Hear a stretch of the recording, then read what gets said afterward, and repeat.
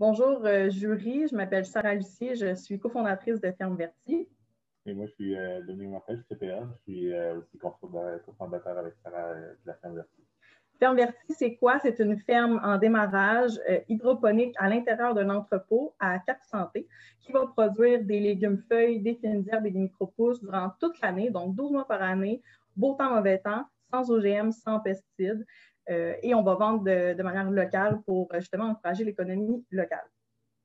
Nous, il faut comprendre, au fond, notre marché cible, là, grosso modo, on a beaucoup des épiceries locales et des restaurants qu'on veut prioriser au début, donc on va être plus en B2B, mais on veut quand même avoir quelques particuliers et éventuellement agrandir le plus notre marché au niveau des consommateurs, des particuliers dans notre région. On essaie de viser 50 km et moins nos ventes de nos produits, qui sont vraiment d'assurer la localité de nos produits.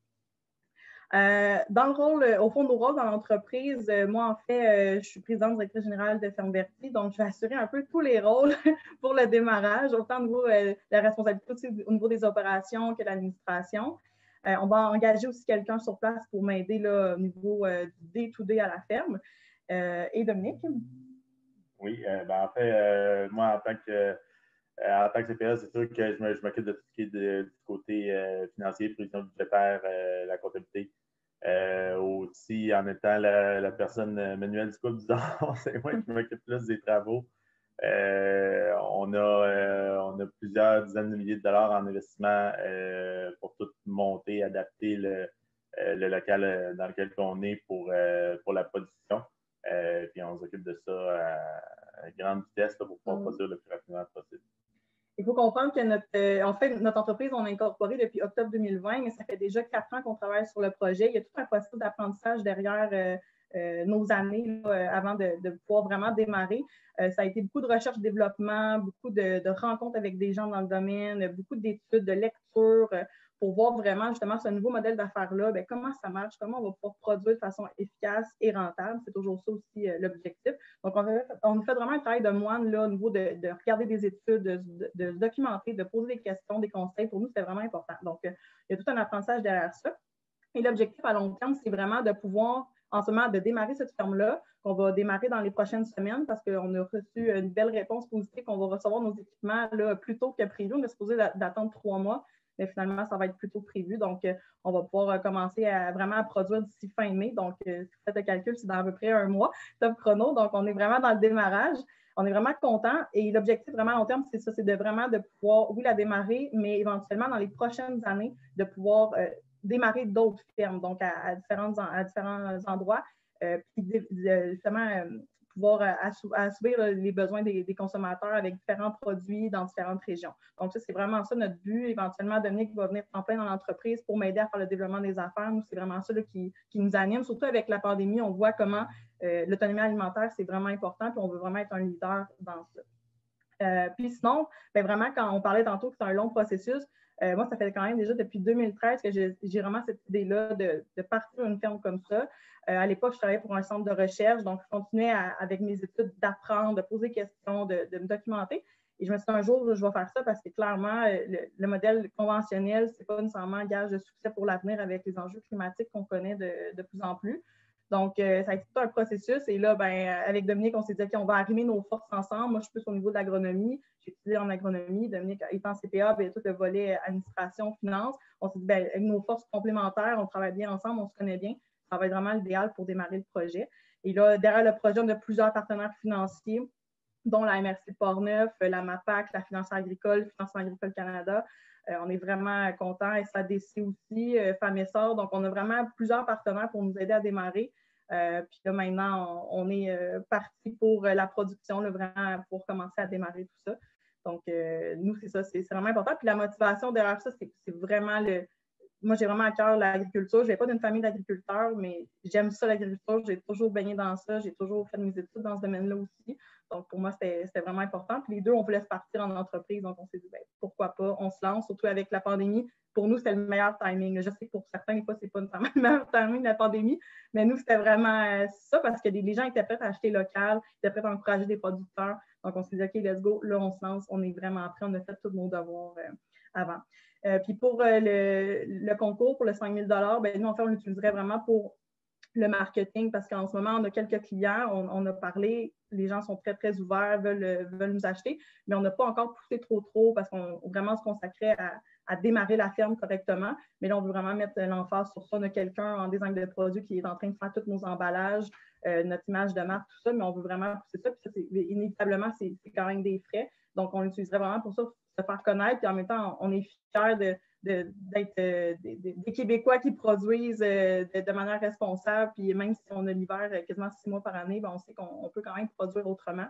Puis en même temps, ben, c'est aussi une fierté pour Dominique. Dominique, lui, il vient de Port-Neuf, donc on retourne aux racines, aux sources. Fait que c'est ça. Fait que pour nous, c'est vraiment important là, d'être fier de produire des légumes, des pousses ici. Puis oui, on est capable de le faire. Puis c'est ça aussi qu'on veut démontrer que ce modèle-là, on est capable de le faire pour éventuellement l'avenir, s'il y en a d'autres qui veulent se partir aussi comme ça. Puis même si nous, on veut continuer, bien, ça va être plus facile aussi d'avoir plus d'informations et de résultats. Puis finalement, juste pour vous dire aussi, dans les objectifs qu'on veut, avec notre partenaire, notre fournisseur, ils font beaucoup de recherche et développement avec la technologie au niveau des lumières et tout ça. Puis nous, on veut faire justement un partenariat avec eux pour avancer la recherche, pour que justement, il y ait plus d'informations, parce que nous, ça a été long, justement, notre prédémarrage, à cause qu'il manquait de l'information. Donc, si on peut justement fournir plus d'informations pour aider la relève comme nous à pousser d'autres projets, bien, tant mieux. Je pense que le partage de connaissances, c'est super important, surtout dans le domaine agricole. Donc, ça ressemble à ça, grosso modo, si je fais très rapidement là, le projet. Est-ce que tu voulais rajouter quelque chose? Non, ça reste. C'est bon. Fait que ça ressemble à ça. Vous avez mentionné que bon, vous aviez déjà là, des clients potentiels qui avaient manifesté de l'intérêt. Est-ce que vous pouvez nous parler un peu plus justement là, de votre marché? Qu'est-ce que vous avez fait pour évaluer, dans le fond, la demande pour votre produit? Bien, nous, en fait, on a rencontré plusieurs investisseurs au départ parce que notre modèle d'affaires avait un peu changé. À la base, on voulait aller en conteneur. Finalement, on a décidé de faire notre ferme en entrepôt. Donc, on est allé voir beaucoup d'investisseurs privés, des gens, des hommes d'affaires dans le milieu agroalimentaire. Puis eux connaissent bien le marché, donc ils nous ont justement éclairé sur le marché, ça ressemble à quoi et tout ça. Puis même pendant la pandémie, donc ça nous a donné aussi un bon feedback, dont entre autres des distributeurs alimentaires. Là, donc les autres sont vraiment les deux mains dedans. Ça nous a beaucoup éclairé. Sinon, c'est sûr qu'on a fait des visites avec chez des producteurs pour voir justement comment eux, ça fonctionne en ce moment, les clients, etc. Donc, ça, on a appris aussi de ça, des essais-erreurs des autres. Ça a été l'expérience en or pour nous. Puis honnêtement, on est vraiment allé à tâtons, on est allé approcher un autre et les réponses ont été positives dans le temps de la pandémie, là, parce que tout ce qui était local, vert, santé, c'était oui, nos clients sont prêts à acheter pour ça. Donc, ça a été relativement facile à vendre auprès de nos clients qu'on vise. Puis en ce moment, on a des lettres d'entente signées avec eux. Puis là, justement, on veut les recontacter dans les prochaines semaines là, pour on garde un lien avec eux autres, un suivi pour voir vraiment les quantités, les produits. On a déjà une pas pire idée, là, ils nous ont déjà dit un peu, mais grosso modo, là, de s'enligner un peu plus clairement pour moi, avec mon agronome, là, vraiment partir la production et tout ça. Puis ça, en fait, en plus, le prix aussi de vente qu'on voulait, parce que c'est sûr qu'on va vendre un peu plus cher, nous, c'est vraiment un marché de niche, des gens un peu plus aisés, qui ont vraiment le souci de l'environnement et de leur santé. Ils étaient prêts à payer le prix qu'on voulait. Donc, ça, on a déjà tenté le terrain avec eux là, pour ça. Là. Je ne sais pas si tu rajouter quelque chose pour ça. En fait, je ne sais pas c'est quand le dernier coup vous avez vu des fines herbes québécoises à l'épicerie en plein milieu d'hiver. Il n'y en a pas beaucoup. Bon, c'est ce marché-là qu'on veut. Ça résonne. Ça résonne pas mal. Ouais.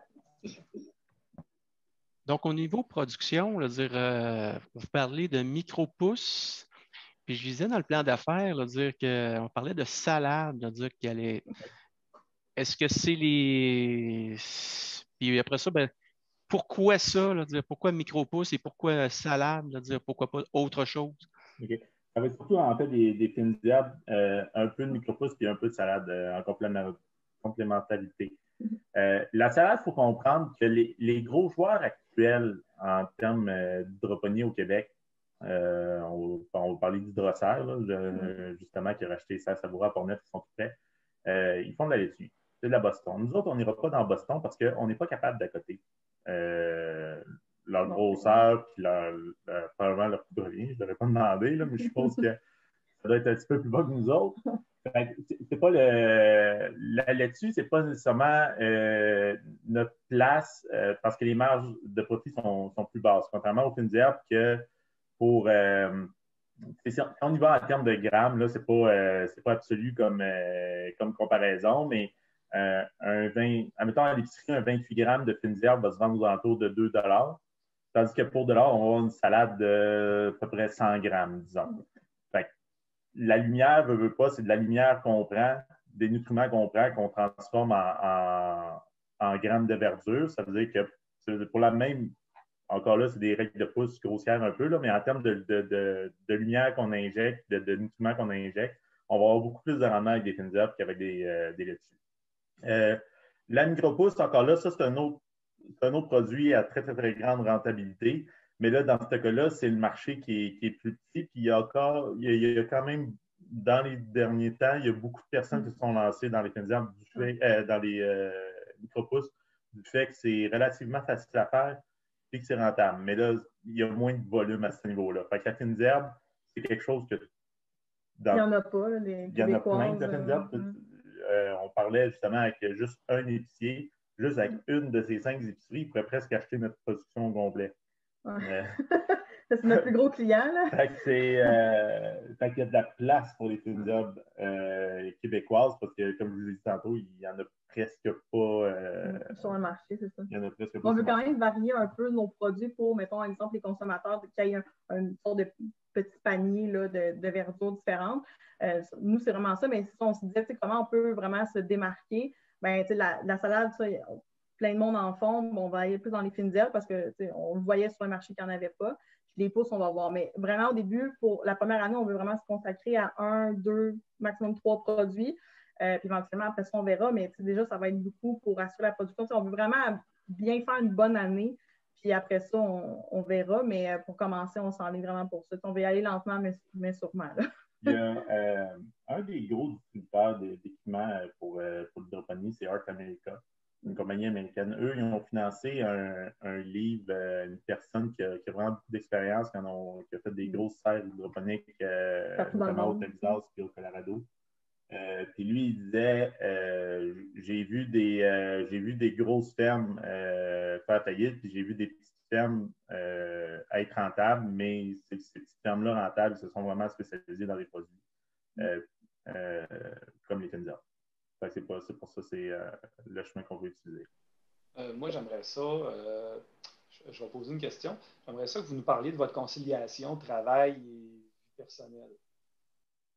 Ouais, ben, vous mentionné dans le plan d'affaires, j'aimerais ça que vous expliquiez un peu plus. En fait, moi, avec la pandémie, j'ai perdu mon emploi. C'est pour ça aussi, au début, le projet, ça a été long parce que les deux, on travaillait temps plein. Donc, on faisait ça les soirs, la fin de semaine. Puis moi, en plus, j'étais à l'université, donc c'était assez demandant, tout ça. Mais on avançait quand même, on essayait de garder un momentum. Et là, avec la pandémie, j'ai perdu mon emploi. Puis là, on s'est assis, on s'est dit, bon, qu'est-ce qu'on fait? Puis là, on voyait que le projet s'il pouvait partir. On s'est dit, OK, là, vraiment, je vais me mettre à 100% à temps plein pour question que ça démarre officiellement. Dominique, lui, il a déjà sa carrière de son côté. Puis c'était plus avantageux qu'il garde son emploi pour l'instant, qu'on puisse être capable de vivre dans tout ça. Non, on le fait bien dans le sens que on est les deux super travaillants, on est passionnés de la ferme. Pour nous, c'est un projet de vie l'ensemble. Donc, c'est plus du travail, là, c'est une partie de plaisir. Fait qu'on y va des fois le soir, la fin de semaine, travailler ensemble. Sinon, moi, vraiment, je suis en plein dans l'entreprise. Puis c'est ça, l'objectif, c'est éventuellement, dès qu'on va avoir un coup de main avec un employé, puis on veut voir, mettons, exemple, que la ferme va bien, on veut expansionner, parce que dans notre bâtiment, on pourrait expansionner une petite partie là, du bâtiment de plus. Ben là, Dominique voudrait vraiment être en plein dans l'entreprise parce que ça te motive. Là. Je parle pour toi, mais c'est ça. Fait que, puis vraiment qu'on le vive ensemble, qu'on le fasse ensemble encore plus. Fait que, mais en ce moment, malgré que c'est super intense, comme là, notre fournisseur nous avait dit ça va prendre 3 mois les équipements. Finalement, dans 2 semaines, on les reçoit. Il faut se revirer de bord. En fin de semaine, on a travaillé toute la fin de semaine sur le projet, plus la semaine de travail. Mais on aime vraiment ça. Puis on se garde une belle routine de vie quand même. Aussi du temps pour soi, puis de continuer à bouger, à bien manger, à bien dormir. C'est de la base, mais des fois, comme entrepreneur, des fois, on bypass ça, on met ça de côté, mais il ne faut pas. Fait que ça nous garde vraiment une rigueur, puis on est très disciplinés. Fait que ça nous aide vraiment focusser puis à y aller. Puis on a aussi beaucoup de soutien, là, notre entourage. Je trouve qu'avec la pandémie, on ne peut pas se voir, mais on garde contact, on garde un lien là, serré avec notre famille pour nous appuyer dans tout ça. Fait que je pense que ça nous aide beaucoup. Là. Puis en plus, moi, j'ai l'aide aussi de l'entrepreneuriat Laval vu que je fais partie de l'Académie entrepreneuriale cette année. Fait que ça nous aide aussi. On a beaucoup de coachs, de spécialistes qui nous aident, qui nous écoutent, on a des besoins, quoi que ce soit. Fait que je pense que c'est bien s'entourer aussi. Là, c'est ça le gage de succès. Là. Fait qu'on y arrive. C'est intense, mais on y arrive. De mon côté, j'irais avec une question. En fait, je n'avais pas trouvé précisément dans le plan d'affaires l'info, mais puis vous y avez répondu partiellement depuis tantôt. C'est quoi votre formation à vous deux? Bon, j'ai cru comprendre CPA pour Dominique et toi, agronomie, mais c'est quoi votre formation, mettons, académique? Moi, en fait, j'ai fait un cégep, j'ai fait GEA, gestion et exploitation d'entreprises agricoles, mais je n'ai pas terminé. En fait, je suis partie en sac à dos pour aller voir en Europe qu'est-ce qui se faisait comme modèle là, de ferme comme ça. Je pense que l'appel était trop fort. Puis après, quand je suis revenue, je voulais démarrer mon projet, mais je voulais aller me chercher des connaissances un peu plus poussées dans le domaine, au fond de mon entreprise. Fait que j'ai décidé de commencer avec un certificat en agriculture à l'Université Laval. Puis j'ai tellement dévoré mon certificat que j'ai décidé de faire un bac. Là, en ce moment, je suis en train de finir mon bac. Je complète un certificat en entrepreneuriat puis un autre en développement durable. Fait que vraiment faire un baccalauréat fait sur mesure pour l'entreprise parce que je trouvais que l'agronomie, au début, je vais aller m'inscrire en agronomie au bac, mais il manquait tout le volet gestion. Puis oui, Dominique, là, mais je ne voulais pas dépendre de quelqu'un. Je voulais, vu que c'est moi qui vais tout assurer pas mal à l'interne, surtout dans le démarrage, ben, je voulais être capable de pouvoir faire mes choses comme il faut. Fait que, avec cette complémentarité-là là, de diplôme, c'est vraiment une chose plus complet. Puis sinon, ben, j'ai de l'expérience au niveau de l'agriculture, travailler dans des fermes, dans les centres de recherche, tout ça. Là. Mais les deux, en fait, on n'a pas de cégep. On a fait du cégep, mais on n'a pas eu d'EC, mais c'est à l'université qu'on a continué par la suite. Là. Ouais. Oui, ben, personnellement, moi, ça a été assez direct. J'ai fait le cégep en comptabilité avec beaucoup d'un côté en politique et en éducation différentes. Rendu à l'université, c'est sûr que là, je me suis vraiment concentré sur mes études. J'ai tout lâché le reste sur le côté pour faire. J'ai fait mon bac et mon DSS à l'ICAC à Chicoutimi. Ouais, ma formation a vraiment été toujours en comptabilité après le secondaire. Mais personnellement, je suis un autodidacte. Souvent, je dis le seul truc que je sais, c'est comment chercher sur Google, fait qu'indirectement, je sais tout. Mais j'apprends comme ça. Comme ça, là, on fait la construction. Puis, je veux dire, mon père est mécanicien. Fait que, veut pas, mon père, mon grand-père, on est la première génération à ne pas être mécanicien. Fait qu'on a tout le temps été élevés à faire nos trucs nous-mêmes, réparer nos choses, puis construire ce qu'on avait à construire. Fait que je fais de l'électronique un peu, la construction, j'aime ça. Je touche un peu à tout ça. On est vraiment des brouillards, on s'intéresse beaucoup, on lit, on regarde des documentaires, on pose des questions, on est un peu autodidacte. Là. On aime ça apprendre des fois pas dans les sentiers comme déjà tout fait. Là, je pense qu'on apprend encore plus vite. Même moi, côté manuel, construction, je n'avais pas vraiment eu d'expérience. J'ai travaillé manuel dans des champs et tout ça, là, mais là, avec la ferme, à ce je suis capable de faire plein de trucs. Là, je pense que c'est la meilleure école.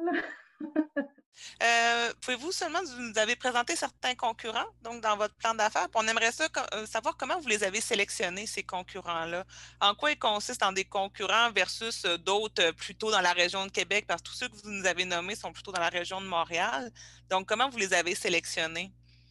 En fait, à Québec, entre autres, là, il y a une ferme vraiment qui se ressemble, c'est à Saint-Augustin, Feuille-et-Lépine, que l'entrepreneur fait la ferme dans la production dans un entrepôt de près de 1000 pieds carrés en aéroponie verticale. C'est un peu différent, mais grosso modo, ça se ressemble.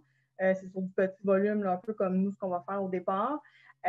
Sinon, dans le coin vraiment Port-Neuf, c'est ça, les sœurs Savoura ont été rachetées là, par Hydroserre. Donc, ça, c'est plus au niveau des serres, mais c'est vraiment une ferme typiquement pareille. Il n'y en a pas encore beaucoup, mais c'est sûr que la compétition, je veux dire, il y en a. Je veux dire, n'importe quel producteur qui produit des aliments sains, ça va être la compétition directe ou indirecte. Là. Mais nous, on essaie, je pense vraiment que le marketing, en ce moment, là, avec les consommateurs, c'est une zone sensible en ce moment, l'achat local, puis d'avoir un lien avec le producteur, l'artisan derrière le produit. Ça, on veut vraiment garder un service à la clientèle très humain, très personnalisé. Pour nous, c'est super important. Puis on comprend que les gens ont besoin d'avoir des réponses avec tout ce qui se passe actuellement. Fait qu'on priorise là, vraiment plus pour ça. Mais c'est ça, il y a de la compétition, ça, on ne se cachera pas. Justement, ils viennent de racheter Licence Savoura, donc c'est quand même beaucoup de volume. Il y a Dessert aussi, Demers, je veux dire, pardon, à Lévis, qui a un gros projet d'investissement de plusieurs millions là, pour des nouvelles serres. Il y a la compétition, mais c'est juste que le modèle d'affaires est un petit peu différent là, de la façon de faire. Puis c'est surtout qu'en serre, ils produisent juste sur un étage. Souvent, ça va être sur des tables, mais nous, on peut vraiment produire. C'est très maximisé sur un même pied carré là, en hauteur. Ça nous démarque beaucoup. Là.